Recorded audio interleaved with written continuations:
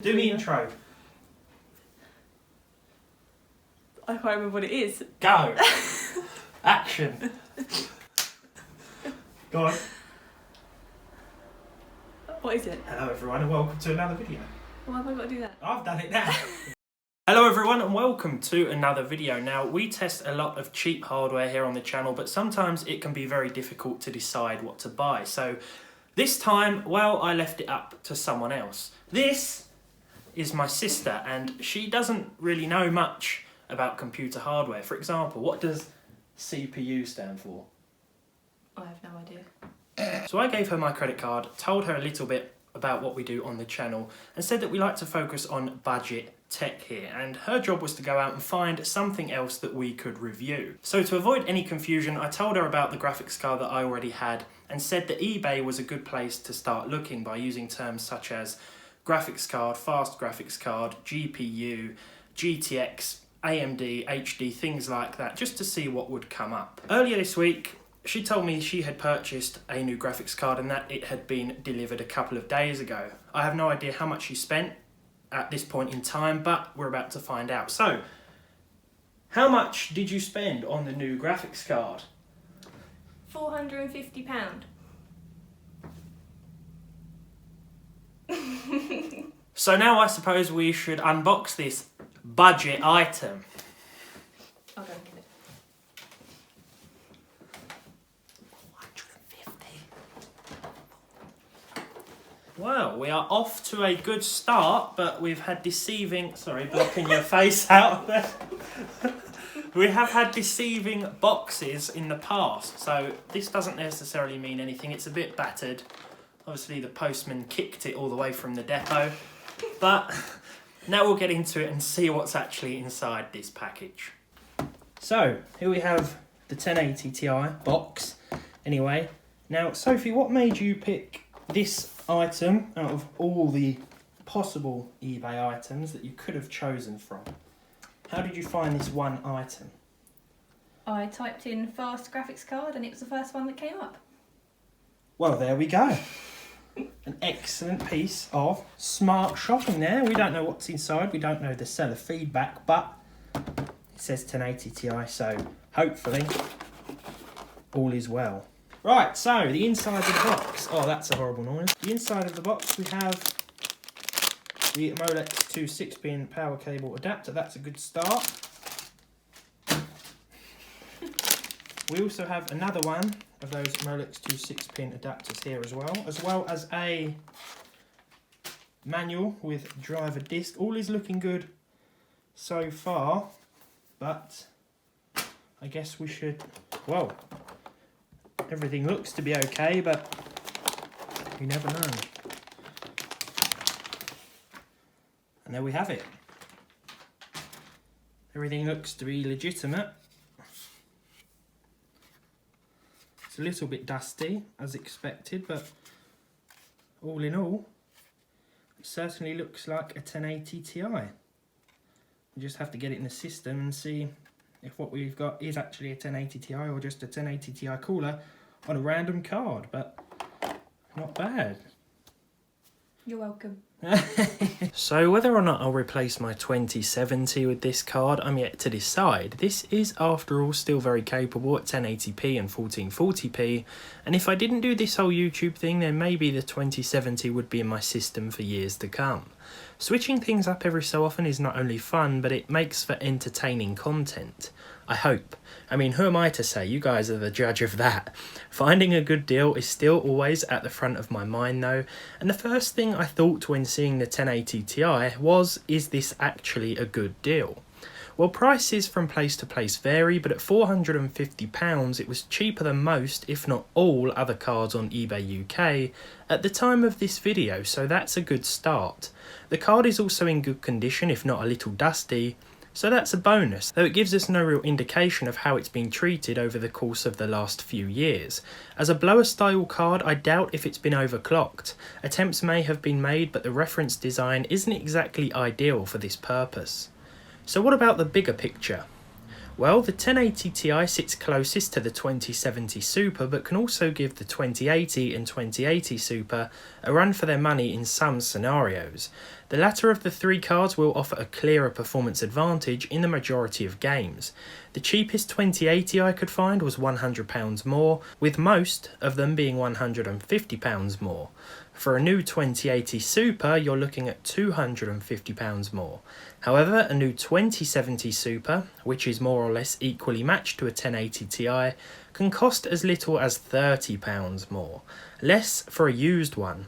And that's for a card that probably has better cooling too. To summarise this video before getting too much further into it, I would say that if you want a 1080 Ti in 2020, see how much a 2070 Super costs in comparison first. What I have also noticed is that 1080 Ti seem to have a ton of resale value though. These cards are no doubt still very popular on used auction sites, so that's a good thing for anyone looking to sell. You know what, in all honesty, I could probably happily use this as a personal upgrade from my standard 2070. I don't use ray tracing at the moment, but if it becomes a really big part of next gen, then I may be forced to eat my words. In terms of straight up frame rate figures, this card will do better, and it will be ideal for allowing older processors to reach their absolute limit when we test them. So let's actually take a more in-depth look at this specific card. To test it out properly, I swapped out my Ryzen 3 3100 for a Ryzen 5 3600. My goodness, this is turning into an expensive week. So, acoustics. The Ryzen CPU fan was more audible than the 1080 Ti blower fan at idle, to be honest, and the card sat at 33 degrees with 23% fan speed by default. Under load, the fan speed hit 49% by default and the card reached 84 degrees. Even under load, the system wasn't very loud at all.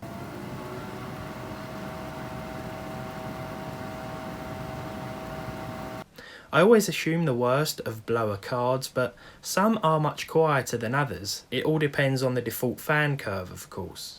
It was then time to test out some games. 2160p was of course the chosen resolution. It feels quite weird reviewing a card like this, to be honest. Letting my sister choose the GPU really threw me off, as I was never expecting to be checking out something high-end.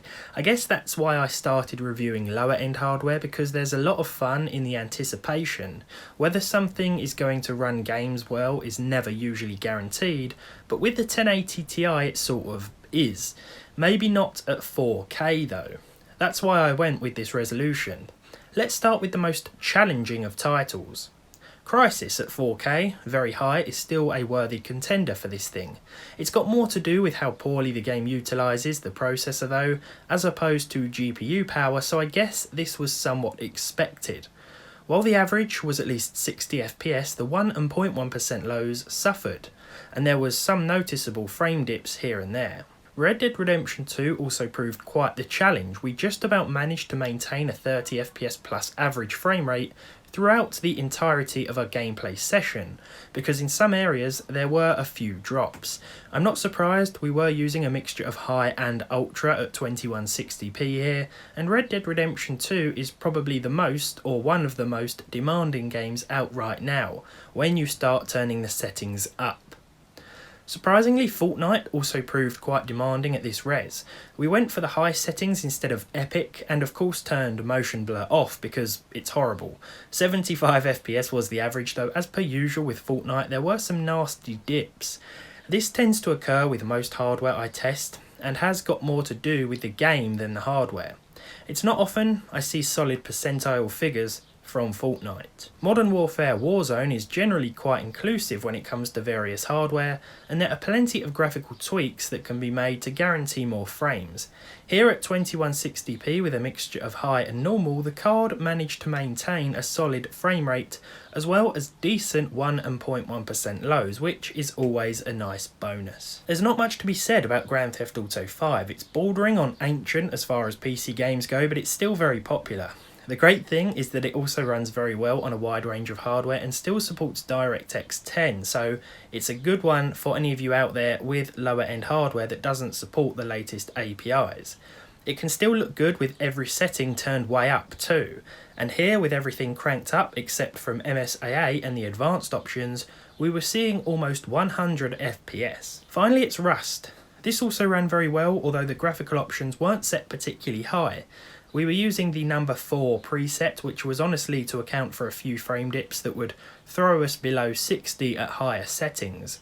Of course that doesn't matter too much, at least not to me, but for the sake of a few reduced sliders, I thought I may as well try and maintain a solid 60 frames per second here. So there we go, I guess that was a little bit different from our usual review style, reviewing older and weaker hardware there, but in terms of whether or not the 1080 Ti is still worth it in 2020, well, obviously I think the answer is yes, but you have to consider the price of it, which may very well turn that yes into a because it all depends on how much you can find one for and if you're willing to take the risk on such an expensive graphics card when buying from the used market, because more often than not there'll be no warranty. If you're buying from somewhere like CEX here in the UK, or from a seller that still offers a warranty on used hardware, then by all means it sounds like a better deal, but you also have to consider just how much competing products cost. Not only the 2070 Super, but also consider something from AMD like the 5700 XT, which will be a bit weaker, but again you can find them new for about £100 less. There are a whole host of different GPUs to consider when the 1080 Ti is at the forefront of your mind, so just do your research and be careful with your purchase. As for this specific card though, the 1080 Ti Founders Edition, well, I'm quite surprised by how quiet it actually runs, and when paired with the 3600 in 2020, well, it is a very nice combo indeed. So there we have it. Now this video has been a little bit different. We do usually focus on budget hardware, but somebody made us change that today. Nonetheless, I hope you've enjoyed it anyway. Now, you may be wondering why I'm wearing this lovely, slightly too small hoodie, and that is because Sophie here has a channel where she turns various items of clothing into other items of clothing. So if you'd like to check that out, or you know anyone who wants to check that out, I will leave a link down below in the description. What is that channel name? Sewn by Sophie. There we have it. So, as always, as for this video, if you enjoyed it, leave a like on it down below. Leave a dislike if you didn't. Subscribe to the channel if you haven't done so already, and Oh, what it is. we'll see you in the next one. What a disaster.